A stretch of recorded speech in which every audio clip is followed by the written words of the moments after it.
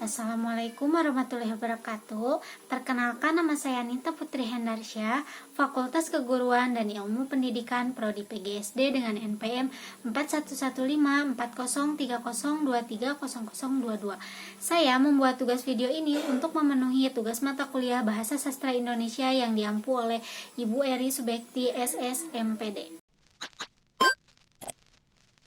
Assalamualaikum warahmatullahi wabarakatuh. Halo semuanya, anak-anak, apa kabar hari ini?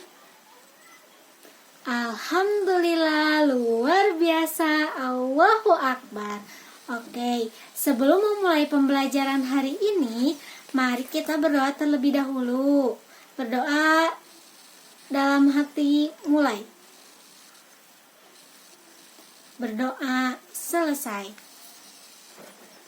Oke, pada pembelajaran hari ini, Ibu akan membahas tentang pembelajaran berbahasa sastra Indonesia dengan materi keterampilan berbahasa dalam berbicara. Apakah kalian tahu apa sih itu keterampilan berbahasa dalam berbicara? Oke, jika belum tahu, Ibu akan jelaskan terlebih dahulu ya. Nah, yang pertama ada pengertian keterampilan berbahasa dalam berbicara. Jadi, keterampilan berbicara adalah kemampuan untuk menyampaikan pikiran, gagasan, dan perasaan kepada orang lain melalui bunyi-bunyi artikulasi atau kata-kata. Keterampilan ini merupakan salah satu aspek dari keterampilan berbahasa yang penting untuk berkomunikasi secara efektif. Nah, dalam berbicara merupakan suatu proses penyampaian informasi, ide atau gagasan dari pembicara kepada pendengar. Dalam penyampaian informasi, baik secara lisan, seorang pembicara harus mampu menyampaikan dengan baik dan benar agar informasi tersebut dapat diterima oleh pendengar yang sedang diajak berbicara.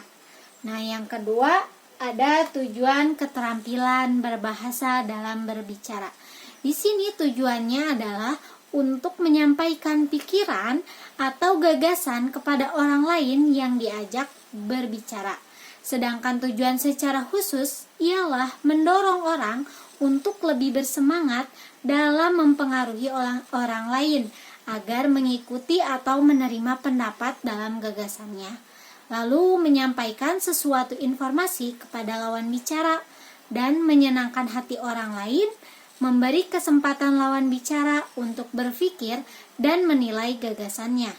Nah, di dalam pembelajaran keterampilan berbahasa ini, kita bisa melatih keterampilan diri kita untuk bisa berbicara dan harus mampu memberikan kesempatan kepada setiap individu dalam mencapai kemampuan berbicara dengan baik.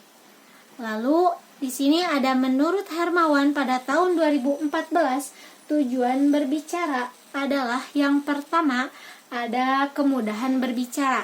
Jadi di sini kalian harus dilatih untuk mengembangkan keterampilan berbicara agar terlatih kepercayaan diri di dalam pengucapan pembicaraannya. Yang kedua ada kejelasan. Di sini kalian dilatih untuk dapat berbicara dengan artikulasi yang jelas dan tepat dalam pengucapannya. Lalu yang ketiga ada bertanggung jawab. Di sini kalian dilatih untuk bisa berbicara dengan baik dan dapat menempatkan pada situasi yang sesuai agar dapat bertanggung jawab dalam perkataan yang diucapkannya. Lalu yang keempat, untuk membentuk pendengaran yang kritis. Nah, di sini kalian dilatih untuk menyimak lawan bicara dan mampu mengoreksi jika ada ucapan atau kata-kata yang salah. Dan yang terakhir, ada membentuk kebiasaan dalam membiasakan untuk mengucapkan kosakata atau kalimat sederhana secara baik, dan ini juga membantu kalian untuk bisa berbicara dengan baik dan benar di dalam lingkungan sekolah atau rumah. Selanjutnya ada jenis-jenis keterampilan berbahasa menurut Musaba pada tahun 2012. Keterampilan berbahasa dalam berbicara ini terbagi beberapa jenis. Yang pertama ada bercerita. Bercerita adalah suatu cerita secara lisan. Nah, walaupun cerita itu bisa berwujud karangan tertulis. Kebiasaan bercerita ini banyak sekali ditemukan di berbagai daerah Indonesia ataupun luar negeri. Pada waktu dulu, kegiatan bercerita jauh lebih banyak dibandingkan masa sekarang. Yang kedua ada debat. Nah, debat ini sebenarnya mirip dengan dialog, tetapi di sini debat itu berarti bertukar pikiran secara terbuka untuk membahas masalah yang masih merupakan pro dan kontra dengan memperhatikan aturan dan tata tertib tertentu. Yang ketiga ada diskusi. Nah, di sini diskusi diartikan sebagai pertemuan ilmiah untuk bertukar. Kita bisa bertukar pikiran mengenai suatu masalah. Salah satunya misalnya diskusi kelompok. Biasanya ditandai dengan lebih terbatasnya jumlah peserta. Tingkat keformalannya kurang menonjol di sini itu. Lalu ada wawancara. Nah, wawancara merupakan kegiatan tanya jawab dengan seseorang yang diperlukan untuk dimintai keterangan atau pendapatnya mengenai suatu hal untuk dimuat dalam surat kabar dan disiarkan melalui video, radio atau ditayangkan pada layar televisi. Istilah wawancara ini sudah tidak asing di dalam masyarakat ya. Nah, wawancara ini juga mirip dengan dialog. Namun wawancara lebih cenderung mengaktifkan orang yang diwawancarainya. Orang yang diwawancarai tentu amat beragam. Bisa ia merupakan seorang para ahli atau narasumber, juga bisa sebagai anggota masyarakat biasa seperti kita. Yang terakhir ada pidato dan ceramah. Nah, pidato adalah sebuah kegiatan berbicara di depan umum atau berorasi untuk menyatakan pendapatnya dan memberikan gambaran tentang suatu hal. Sedangkan ceramah merupakan suatu kegiatan berbicara di depan umum dalam situasi tertentu untuk tujuan tertentu dan kepada pendengar tertentu. Nah, selanjutnya ada percakapan. Percakapan adalah dialog antara dua orang atau lebih untuk membangun komunikasi melalui bahasa lisan, misalnya melalui telepon, dan tulisan melalui WhatsApp atau chat room ya. Nah, percakapan ini bersifat interaktif, yaitu komunikasi secara spontan antara dua orang atau lebih. Oke, setelah Ibu jelaskan tadi, Ibu akan memberikan tugas. Nah, tugasnya yaitu kalian bercerita. Kan kalian tadi udah Ibu jelaskan apa sih keterampilan berbahasa dalam bercerita. Nah, di sini Ibu akan memberikan tugas cerita fiksi. Apakah kalian tahu apa sih itu cerita fiksi? Nah, jadi cerita fiksi adalah karya sastra yang berisi kisah, rekaan, atau khayalan yang dibuat oleh pengarang, bukan berdasarkan kenyataannya. Lalu, apa saja sih unsur yang terdapat pada cerita fiksi? Nah, yang pertama ada tema. Tema yaitu gagasan utama atau ide pokok yang menjadi landasan cerita.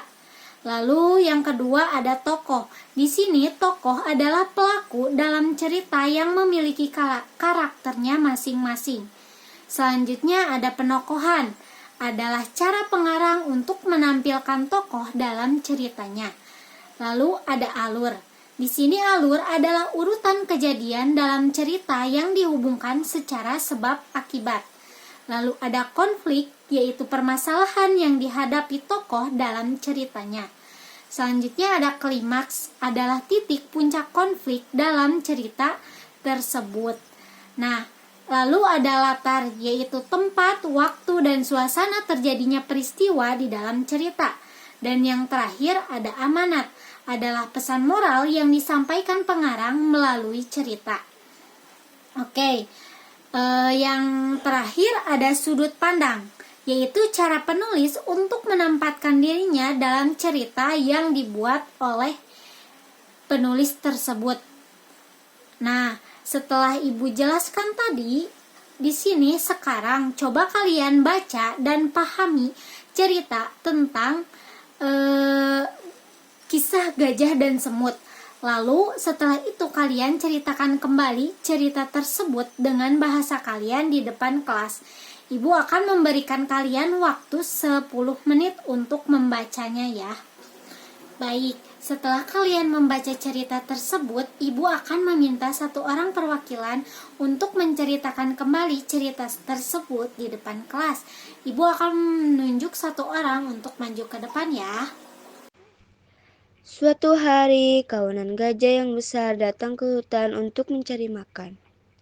Kehadiran gajah ini mengganggu kawanan semut yang tinggal di sana. Banyak rumah semut hancur karena diinjak gajah yang mencari makan.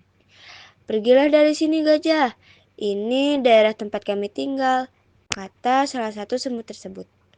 Mendengar ucapan semut tadi, gajah hanya tertawa. Ia tak peduli dan menganggap semut adalah binatang kecil yang tidak berbahaya. Kawanan semut merasa kesal dan berencana untuk mengusir gajah-gajah itu dari hutan tempat mereka tinggal. Keesokan harinya, semut-semut mencoba bicara pada kawanan gajah dan meminta mereka meninggalkan hutan. Gajah menolak untuk meninggalkan hutan dan hal ini membuat kawanan semut semakin marah. Semut-semut itu pun menyerang kawasan gajah dengan menggigit kulit dan masuk ke dalam telinga hingga gajah-gajah terjatuh. Kawanan gajah akhirnya menyerah dan meninggalkan hutan. Mereka sadar bahwa semut-semut tidak bisa diremehkan hanya karena memiliki badan kecil. Nah, tepuk tangan anak-anak. Bagus sekali ya, kamu hebat sudah berani tampil ke depan. Tak terasa ya, waktu sudah menunjukkan untuk pulang. Bagaimana perasaan kalian tentang pembelajaran keterampilan berbahasa dalam berbicara? Apakah menyenangkan? Alhamdulillah. Jika begitu, Ibu cukupkan pertemuan pada hari ini. Kita berjumpa lagi besok dengan rasa dan pikiran yang fresh dan bahagia. Sebelum pulang, alangkah baiknya kita berdoa terlebih dahulu. Berdoa dalam hati mulai. Berdoa selesai. Oke, terima kasih anak-anak untuk hari ini. Hati-hati pulangnya dan sampai jumpa besok. Wassalamualaikum warahmatullahi wabarakatuh.